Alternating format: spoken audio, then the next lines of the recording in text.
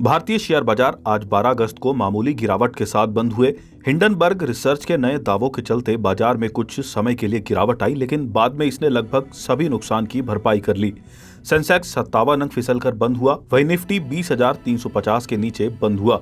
दिन भर में बीएसई के निवेशकों को कुल करीब 41,000 करोड़ रुपए का घाटा हुआ। हालांकि मिड और स्मॉल कैप इंडेक्स ने बेहतर प्रदर्शन किया, जबकि इंडिया VIX में करीब 4% की उछाल आई। PSU बैंक, FMCG और ऑटो शेयरों में गिरावट देखी गई। दूसरी ओर रियलिटी मेटल प्राइवेट बैंक और ऑयल एंड गैस सेक्टर में तेजी आई। कारोबार के अंत में बीएसई सेंसेक्स 56.98 अंक या 0.07% की गिरावट के साथ 79,648.92 के स्तर पर बंद हुआ। वहीं NSE का 50 शेयरों वाला इंडेक्स निफ्टी 20.50 अंक या 0.08% फिसलकर 24,347.00 के स्तर पर बंद हुआ।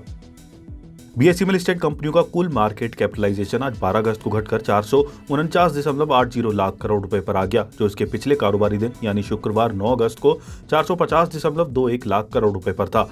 इस तरह बीएसई में लिस्टेड कंपनियों का मार्केट कैप आज करीब 41,000 करोड़ रुपए घटा है। 13 अगस्त को कैसी रह सकती है बाजार की चाल? जियोजीत फाइनेंशियल सर्विसेज के विनोद नायर का कहना है कि भारतीय बाजार आज सपाट रहा। इसकी शुरुआती चाल अडानी हिंडनबर्ग सेबी प्रकरण से प्रभावित हुई। हालांकि बाजार ने ग्लोबल बाजारों से सकारात्मक संकेत लेते हुए बाद में तेजी पकड़ी।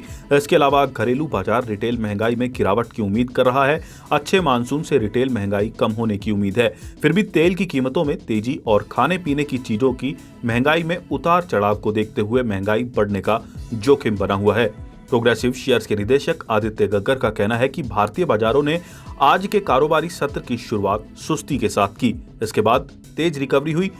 बीच सत्र में सीमित दायरे में कारोबार करने के बाद कारोबारी सत्र के आखिरी हिस्से में फिर से गिरावट हावी हो गई।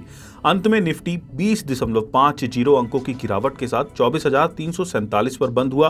कंसोलिडेशन रेंज के ऊपरी छोर को छूने के बाद निफ्टी ने एक long legged doji candlestick pattern बनाया है। फिर से अपट्रेंड शुरू होने के लिए 24,450 से 24,470 के जोन से ऊपर एक मजबूत क्लोजिंग जरूरी है। वहीं नीचे की तरफ निफ्टी के लिए 24,200 पर सपोर्ट दिख रहा है। कोटक सिक्योरिटीज के श्रीकांत चौहान का कहना है कि आज बेंचमार्क इंडेक्स में उतार चढ़ाव भरा कारोबार सत्र देखने को मिला। निफ्टी 21 अंक नीचे बंद हुआ, जबकि सेंसेक्स 57 अंक नीचे सेटल हुआ। तकनीकी रूप से देखें तो सुबह सुबह इंट्राडे बिकवाली के बाजार ने 24,200 से 79,200 के पास सपोर्ट लिया और वहां से तेजी से वापसी की। हालांकि 24,400 से 79,850 के रेजिस्टेंस जोन से ऊपर बंद होने में विफल रहा। श्रीकांत चौहान का मानना है कि वर्तमान में इंट्राडे मार्केट की दिशा साफ नहीं है, इसलिए इंट्राडे ट्रेडर्स के लिए लेवल आधारित ट्रेडिंग सबसे अच्छी रणनीति होगी। बुल्स के लिए 24,400 से 79,850 पर तत्काल ब्रेकआउट जोन होगा। इसके ऊपर जोन पर बाजार 24,500 से 24,550, इसके अलावा 80,100 से 80,400 तक बढ़ सकता है।